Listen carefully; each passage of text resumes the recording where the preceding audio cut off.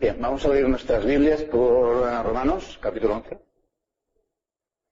Lo hemos estado, seguro, leyendo en casa, repasando. Sé de algunos que sí que lo han hecho. Dice así en Romanos 11, 25. A partir de la mitad dice: ha acontecido a Israel endurecimiento en parte hasta que haya entrado la plenitud de los gentiles y luego todo Israel será salvo. Vamos a ver en esta noche esta afirmación, sobre todo. Recordamos que estamos viendo cómo en la actualidad Israel es un elemento fundamental para la visión de escatología, de tiempo del fin, de la doctrina del tiempo del fin, que la mayoría de los cristianos tienen hoy en día. El otro día estuvimos viendo cómo el dispensacionalismo, que es el principal propulsor de este fenómeno de Israel en la profecía, en la visión profética actual, vimos cómo el dispensacionalismo hacía una distinción primordial entre Israel y la Iglesia, hasta tal punto que acusamos al dispensacionalismo de robar a la Iglesia y darle a Israel lo que Dios le ha prometido en las Escrituras de una manera clara y definitiva, rotunda. Scofield, ya sabéis que Scofield es uno de los defensores del dispensacionalismo más conocidos, más que nada por la Biblia anotada de Scofield. Él escribió un librito llamado Dividiendo bien la palabra de la verdad. Él afirma en este libro, en un párrafo, esta distinción distintiva del dispensacionalismo, diciendo: comparando pues cuanto la Escritura dice con referencia a Israel y a la Iglesia, se ve que en origen, vocación, promesas, alabanza, norma de conducta y destino futuro, el contraste es absoluto. O sea, tienen un destino futuro distinto, tienen promesas distintas, tienen normas de conducta distintas, tienen un origen, un llamamiento distinto, todo es distinto, no tienen nada que ver, son pueblos totalmente separados. Así que esto tenemos que abundar más en ello, pero de momento nos quedamos con esta afirmación básica, que el dispensacionalismo está robando a la Iglesia aquello que la palabra de Dios le otorga. En segundo lugar, vimos que como base el dispensacionalismo tiene una hermenéutica judaizante. En realidad tiene el mismo problema de misión que muchos de los cristianos de la época de Pablo, sus enemigos concretamente, tenían en su interpretación de las Escrituras del Antiguo Testamento. Es muy curioso, es casi gracioso lo que dice Scofield en este libro, cuando hablando de este tema, dice: se puede impunemente decir que al tratar de judaizar la Iglesia, aquí está acusándonos a nosotros de judaizar a la Iglesia, que al tratar de judaizar la Iglesia se ha impedido su progreso, se ha pervertido su misión y destruido su esencia espiritual en forma superior a la de todas las demás causas juntas. O sea, daos cuenta que está acusando a otras perspectivas de lo que vimos que ellos mismos serán culpables, porque tienen una hermenéutica judaizante, una visión judaizante de la historia de la redención. Bien, pues dicho esto, una cosa hay que aclarar antes de empezar a ver este texto: si realmente hay una salvación futura para el pueblo de Israel, que esa es la pregunta que planteamos, o no. En primer lugar, hay que distinguir una cosa muy importante, y es que muchos cristianos creen que va a haber una salvación futura de Israel, pero no tienen una perspectiva como los dispensacionalistas, no tienen un acercamiento judaizante, no lo ven todo alrededor de este punto de vista, de esta forma de ver las cosas que vimos el otro día. No, de hecho muchísimos son reformados. De hecho, esta perspectiva de que habrá una salvación futura para Israel, incluso se le ha llamado históricamente la esperanza puritana, porque era una esperanza, era una convicción que muchísimos puritanos tenían. Hay muchos reformados que creen así. Por ejemplo, José Grau, sin ir más lejos. José Grau es un gran autor. Para mí es mi autor español preferido, y la verdad es que en este tema se equivoca profundamente. El otro día estaba diciendo Bonnie, dice, sobre alguna cosa que estábamos viendo de Hendriksen y de Berkov, cómo se apartaban en algunas cosas. Para mí ellos han sido importantes. Y estaba diciendo, me alegro que pasen estas cosas porque así nuestra atención está más en la palabra y no idolatramos a hombres por muy importantes que sean. Pues esto es verdad, así también con José Grau y con cualquier otro que podamos pensar ahora mismo. Y me podríais mencionar incluso autores muy importantes que tendrían esta postura y dentro del campo reformado. Pero cuando ellos piensan y hablan de una salvación futura de Israel, no están pensando como los dispensacionalistas, no están pensando que Israel se salvará nacionalmente fuera de esta dispensación del Evangelio, que construirán su templo y harán adoración en el templo agradable a Dios, volviendo otra vez hacia atrás en cuanto a la historia de la salvación, ni que habrá un templo en el milenio donde se adorará con sacrificios en ese milenio judaico. No piensan ellos así. Tampoco piensan que en 1947-48, cuando David Gurión estableció el actual Estado de Israel, no piensan que con eso se cumplieron las profecías de la restauración y del regreso del pueblo de Israel a su tierra. No, eso no lo piensa. De hecho, es imposible argumentar eso cuando ya se ha cumplido, como vimos, con la vuelta, con el avivamiento, con el arrepentimiento nacional que hubo en los tiempos de Esdras y de Nehemías, donde literalmente el pueblo de Israel sí que regresó a su tierra después del cautiverio babilónico, pero en arrepentimiento, cosa que debía de cumplirse según estas profecías de Ezequiel, de Jeremías, etcétera, en el pueblo de Dios y que no se cumplieron en el siglo pasado. Así que no piensan de esta manera cuando ellos interpretan y cuando ellos hablan de una salvación futura de Israel. Así que no vamos a acusarles de judaizantes, no vamos a acusarles de tener una interpretación grave de este texto. Es una interpretación posible, un texto difícil, pero sí mantenemos la acusación de interpretación judaizante frente a los dispensacionalistas, porque esto es lo que ellos verían de este texto. Termina la dispensación del Evangelio, se salvan todos los gentiles que han de salvarse, desaparece el bulto de la Iglesia y luego viene la salvación para Israel con otra dispensación totalmente distinta en la que Dios trata de nuevo a Israel como pueblo, como nación escogida. Bueno, en primer lugar vamos a ver cómo esta interpretación de que habrá una salvación futura para Israel es contraria, en primer lugar, es contraria a lo que dice el libro de Romanos. La epístola a los Romanos no dice esto, no estoy hablando ahora de este pasaje, sino que no dice esto en este libro. La esencia fundamental de la epístola a los Romanos es precisamente la contraria. ¿Os acordáis que la semana pasada vimos como el libro de Hechos no es el libro de Hechos del Espíritu Santo, como algunos dicen? Queda muy guay, pero no es ese el tema del libro de Hechos.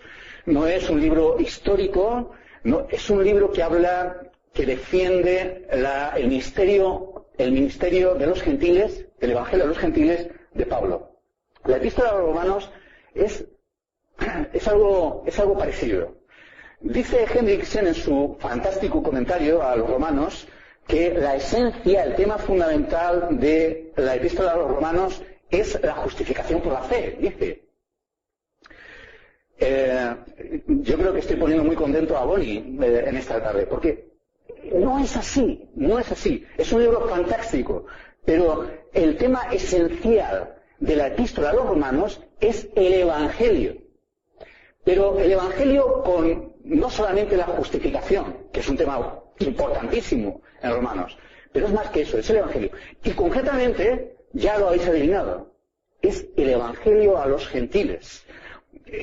Vamos a ver en un pequeñito repaso muy rápido, de solamente los primeros 4 capítulos, para no alargarlo, cómo el Evangelio a los gentiles, no solo el Evangelio, sino el Evangelio con este matiz, el Evangelio en su relación con los gentiles y los judíos es la esencia, es la razón principal que lleva a Pablo a exponer esta epístola.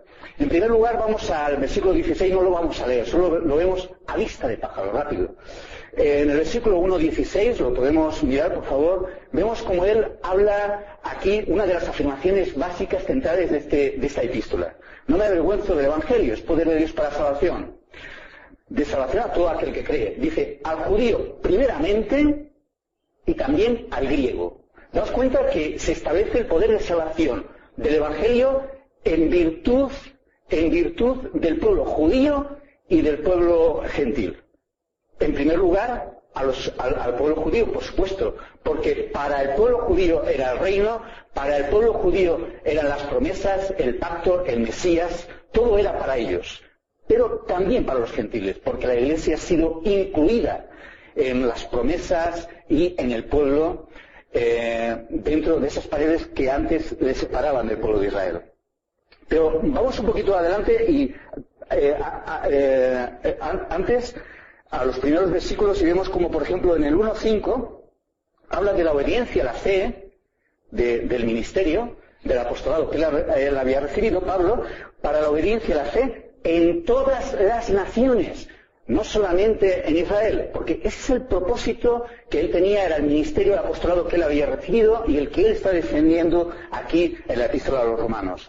En el versículo 13 dice, para que también entre vosotros haya algún fruto, como también en otros gentiles, a griegos y a no griegos, soy deudor. Ya desde el principio está estableciendo este elemento básico el tema que Pablo va a tocar. Luego en el capítulo 2, desde el 2 hasta el 3, entramos en una sección en la que Pablo quiere declarar la culpabilidad universal de la raza humana. Su propósito es decir, todos están bajo pecado. Nadie puede excusarse delante de Dios porque todos están bajo pecado. Pero fijaos que él trata de demostrar no solamente que toda la humanidad está bajo pecado y es culpable y queda sin excusa, sino que tanto gentiles como judíos, todos están sin excusa delante de Dios. También los judíos. Los judíos están en igualdad de condición delante de Dios por su pecado, y el conocer la ley o el ser de la raza judía no les justifica ni les da ventaja en ese sentido, al menos no les da ventaja delante de Dios, sino que les hace igualmente culpables, al igual que los gentiles. Los gentiles porque desobedecen lo que ellos saben de la revelación general, y los judíos porque desobedecen lo que ellos saben de la revelación especial que les ha sido confiada. Así que también los judíos son culpables. Luego vemos como al terminar esta sección establece la justificación por la fe, que es el único camino de salvación para todos los que están condenados, para los que él ha afirmado que están sin excusa. Y pone el ejemplo de Abraham. Después de establecer como la justificación es por la fe, no por las obras, en realidad lo que él quiere demostrar es que esta bienaventuranza, versículo 9, 4:9, esta bienaventuranza es no solamente para los de la circuncisión, sino también para los de la incircuncisión, porque ¿cuándo le fue contada a Abraham esta bendición? ¿Estando en la circuncisión, pregunta, o en la incircuncisión? La respuesta es no, no estaba en la circuncisión, no estaba circuncidado, sino en la incircuncisión. Es decir, está demostrando cómo nosotros, como los gentiles, estamos en la misma condición que Abraham cuando fue llamado y fue justificado. Es decir, esta justificación de la que habla aquí Pablo de gracia no está limitada por las barreras de las razas o de Israel, sino que alcanza también a los gentiles. Esto es algo muy básico para nosotros, pero es una piedra de toque, es una piedra angular en el Nuevo Testamento y está empapando muchísimos de los textos, de los libros que leemos continuamente, y conviene tener esto en mente. Luego más adelante hace una afirmación rotunda, importantísima, cuando en el versículo 16, 17, dice que para que la descendencia, la promesa sea firme para toda la descendencia de Abraham, pero no solamente para la que es de la ley, es decir, para la raza judía, sino también para la que es de la fe de Abraham, es decir, los gentiles, el cual es Padre de todos nosotros. Como está escrito, te he puesto por Padre de muchas gentes, de muchos pueblos. Es decir, nosotros, los gentiles, también somos padres, somos hijos de Abraham. Nosotros somos hijos de Abraham. Y no somos menos hijos de Abraham que los judíos.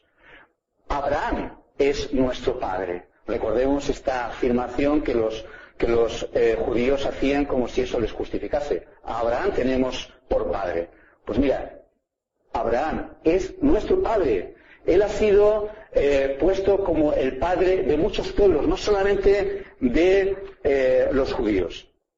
Así que la afirmación básica que estamos viendo en la epístola a los romanos es que no hay diferencia, es que no hay distinción, es que Dios no hace acepción de personas, que en el plan de salvación no hay diferencia. De hecho, lo dice de una manera rotunda, clarísima, al final del capítulo 2 de Romanos, cuando dice que no es judío el que lo es exteriormente, sino que es judío el que lo es en el interior. Y la circuncisión es la del corazón, en espíritu, no en letra. Así que la afirmación es que los verdaderos judíos son aquellos que en el corazón han sido circuncidados, aquellos que realmente son hijos de Abraham, aquellos que realmente han sido justificados y que realmente creen en Cristo. Pero ahora vamos a Romanos 11, versículo 25-26, y entonces decimos, sí, pero Dios todavía tiene un plan especial para una raza judía, pero al final de los tiempos. Pero no es eso lo que hemos leído. Lo que acabamos de leer no es eso. Lo que acabamos de leer es que no hay diferencia entre griego y judío, entre gentil e Israel. No hay diferencia en cuanto a la salvación. No la hay. No tienen ninguna ventaja en cierto sentido. En un sentido sí, porque de ellos, a ellos han sido hechas las promesas, ellos fueron elegidos como depositarios de la revelación. En ese sentido sí, dice Pablo. Pero en el sentido de la salvación, ninguna ventaja. Dios no tiene un plan distintivo de salvación para los gentiles y para los judíos. Están en las mismas condiciones. Y ellos recibirán condenación cuando han desobedecido a Dios. Dice, tanto el judío primeramente, y también el griego. Y ellos recibirán alabanza, dice, cuando habla del juicio que será hecho en el capítulo 2. Y ellos recibirán la alabanza de Dios, al judío primeramente y también al griego. Están en las mismas condiciones. La única distinción que Dios hace está en Cristo y está en la fe, en la fe en Cristo, pero no en la raza.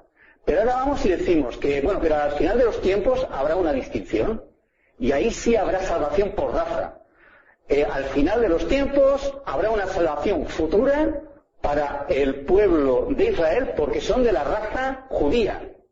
¿No es eso lo que está diciendo en la epístola a los romanos? Está estableciendo exactamente lo contrario.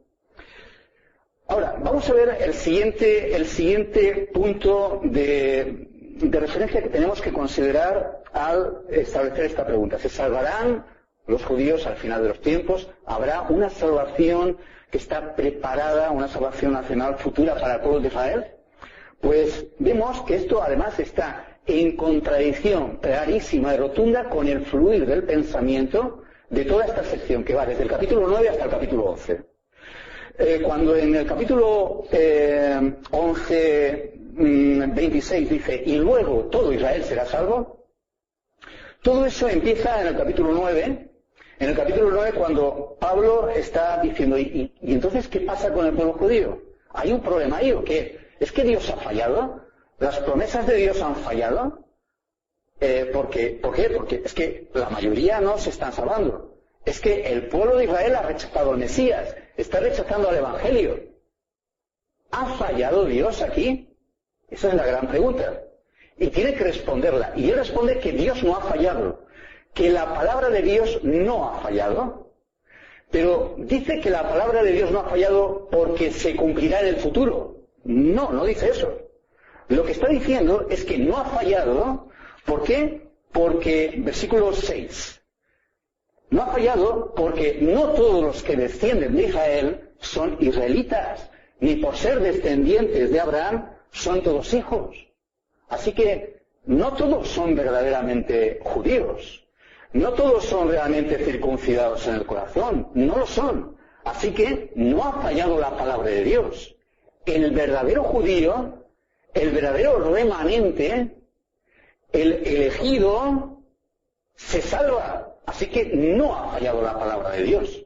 Daos cuenta que la respuesta no está en un posible cumplimiento futuro de lo que todavía no ha ocurrido, sino en un cumplimiento que estaba llevándose a cabo en ese tiempo, pero de una manera distinta a la que ellos pensaban. Así que no había una salvación de todo judío, sino que había un elemento electivo dentro del propio pueblo de Israel. Jacob, sí. Esaú, no. Isaac, sí. Esaú, no. No, Ismael, me he equivocado con... Así que Isaac sí, Jacob sí, pero Esaú e Ismael no, eso es lo que está diciendo. Y luego dice que hay un remanente. Dice que hay un remanente escogido por gracia, así que las palabras de Dios, la palabra de Dios no ha fallado, se está cumpliendo, pero se está cumpliendo en ese remanente. Dios no ha rechazado a su pueblo de una manera total y absoluta, solamente en parte. En una gran parte o como tú quieras, pero en parte, no de una manera absoluta. Un ejemplo de ello era el mismo Pablo. Un ejemplo mismo pone a Elías, que pensaba que estaba solo. Pero Dios le dice, no, que te he guardado 7.000 que no han doblado su rodilla delante de Baal. De la misma manera, igual que en aquel tiempo, ahora hay un remanente escogido por gracia, por fe, que son los verdaderos israelitas, porque no todos los judíos, no todos los de la raza judía son verdaderamente judíos. Así que la palabra de Dios no ha fallado.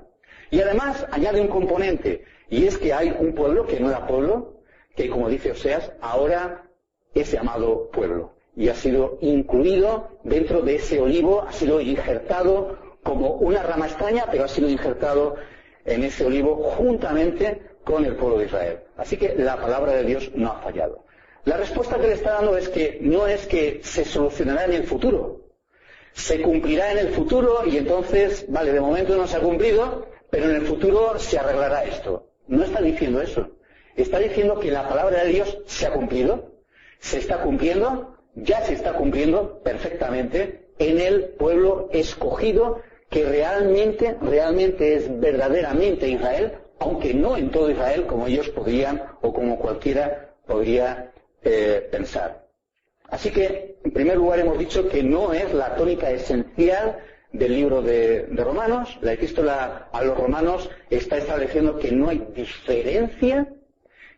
diferencia salvífica en Cristo Jesús para un judío o para un gentil. Los dos tienen que salvarse de la misma manera, que es creyendo en Cristo, arrepintiéndose y allegándose al reino a través de Cristo y de ninguna otra manera. En segundo lugar, porque el fluir del pensamiento y el establecimiento de la resolución de este problema ya está dada en Romanos capítulo 9, 10 y 11, y está estableciendo todo esto desde el principio hasta el fin. Pero luego llegamos al capítulo 11 y decimos otra cosa. Y decimos que no, que va a haber una salvación especial a esta raza, al final. Y que así todo Israel será salvo. Arreglado el problema. Pero no es eso lo que está diciendo. Se contradice absolutamente, no solamente con el libro, sino con la solución que ya Pablo ha estado dándonos, ha estado ofreciéndonos en todos estos capítulos. Capítulos 9, 10 y 11. Vamos a continuación a ver el pasaje en sí mismo. No sé si me va a dar tiempo ahora, porque es un tema largo, pero lo que no dé tiempo lo vemos otro día, no pasa nada. En el capítulo 11, versículo 26, nuestra Reina Valera dice: y luego todo Israel será salvo. Como muchos de vosotros sabéis, en el griego hay una partícula que, aunque se podría traducir como luego o después, no es lo apropiado. Debería traducirse de una manera más correcta como así, o de esta manera. Así, de esta manera, todo Israel será salvo.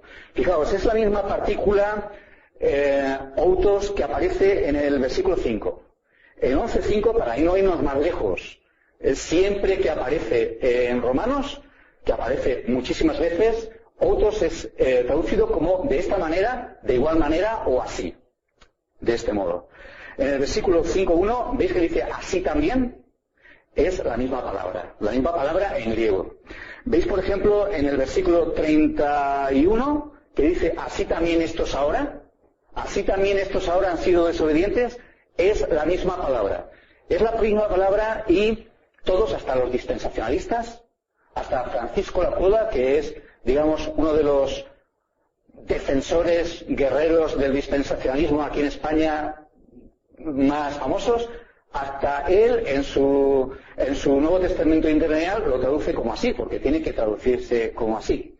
¿Por qué lo traduce de esta manera nuestra Biblia, Reina Valera? Porque, como hemos dicho, no hay ninguna versión inspirada, ninguna traducción inspirada ni en español ni tampoco en inglés. Para pena de muchos americanos e ingleses, la King James no está inspirada. Y para lamento de muchos de nosotros, la Reina Valera de 60 tampoco está inspirada. Solo los originales han sido inspirados por el Espíritu Santo. Y en el original, el Espíritu Santo, a través del apóstol Pablo, escribió: y así, de esta manera como hemos dicho a lo largo de todo el tiempo y como acabamos de decir en el versículo anterior, de esta manera todo Israel será salvo. Si echáis un vistazo a la Biblia de las Américas, los que tengáis para comparar, pues veréis que lo traduce así. Y en otras también. Bien, pues esto es un fallo que apuntamos para la Reina Valera de 60. Un fallito. Así que, de esta manera, ¿de qué manera?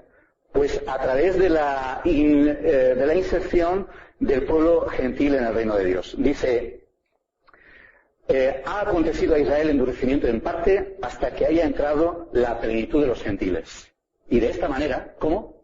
Pues como se ha dicho anteriormente y como lo acabamos de decir en este momento, a través de la conversión del pueblo de Israel, por supuesto del remanente, pero también de los gentiles, a través de este proceso histórico de salvación que él está relatando en todos estos capítulos. De esta manera, no de otra, de esta manera todo Israel será salvo. No de otra manera, sino de esta.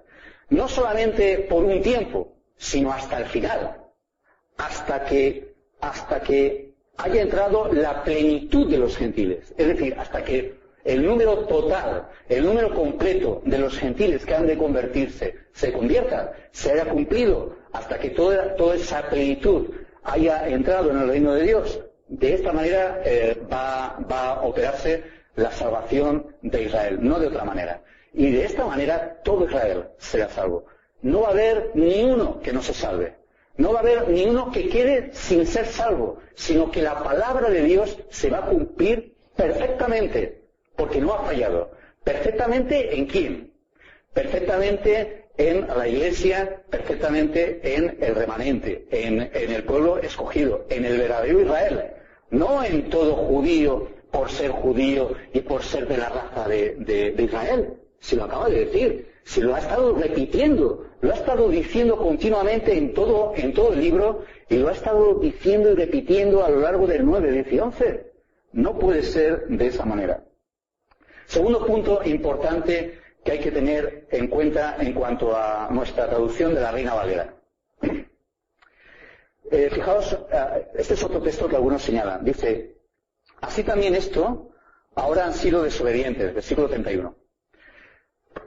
Para que por la misericordia concedida a vosotros, ellos también alcancen misericordia. Bien, entonces algunos dicen, ¿ves? Esto está en el futuro. ¿Ves? Ahora, dice aquí que ahora se os ha concedido a vosotros misericordia y que también ellos alcanzarán misericordia, y hablan en el futuro. Aquí en nuestras Biblias, de nuestra Reina Valera, le falta una hora.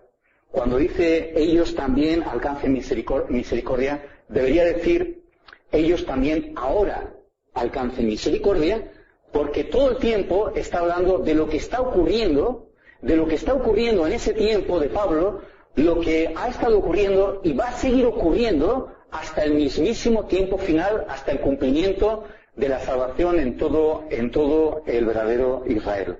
Así que falta ese ahora. No es que aquí la Reina Valera lo traduzca mal, sino que está siguiendo una variante, el Textus Receptus, en la que no aparece el ahora, no aparece. Aparece en los textos y en los manuscritos más antiguos. Y la última observación para hacer, pero no vamos a entrar ahí, pero que es muy importante, es que tenemos que analizar la prueba que el apóstol Pablo, cuando escribe inspirado, da una vez hecha esta afirmación, esta declaración de que luego, y así, y de esta manera, todo Israel será salvo. Dice, como está escrito. Esta es la comprobación de lo que acaba de decir. Todo Israel será salvo, como está escrito. Vendrá de Sión el libertador. Y muchos dicen, mira, ¿ves? Esto ocurrirá en el final, porque en su segunda venida Cristo traerá esto que dice aquí, y traerá esta salvación, y los judíos se convertirán, etc. No, está hablando de la primera venida. Fijaos dos detalles importantes. Vendrá de Sión el libertador que apartará de Jacob la impiedad. Aquí está hablando de Cristo viniendo para quitar el pecado.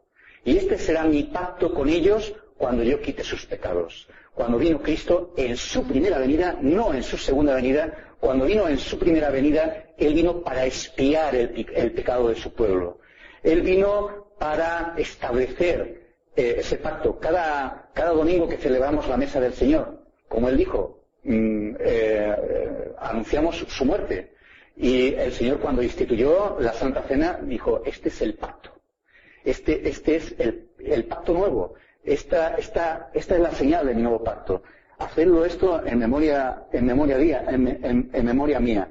Así que, cuando está hablando aquí en el versículo 26, como está escrito, vendrá de Sión el libertador, que apartará de Jacob la impiedad, y este será mi pacto con ellos, cuando yo quite sus pecados. No está hablando de la segunda venida, sino que está hablando de la primera venida. Es decir, una vez más, está hablando de algo que no ocurrirá en el futuro, sino que ya se estaba cumpliendo, y que iba a ir cumpliéndose de esta manera hasta el final, hasta que el número completo de los gentiles entrase en el pueblo de Dios. Bien, dejamos esto aquí. Seguro que hay algunas dudas ahora mismo, quizá en algunos, puede ser. Muchos piensan que Calvino enseñaba lo contrario, es totalmente falso. Pero bueno, aunque ya hemos visto que aunque lo hubiera enseñado, hay mucho tipo de ideas y extrañas sobre este tema.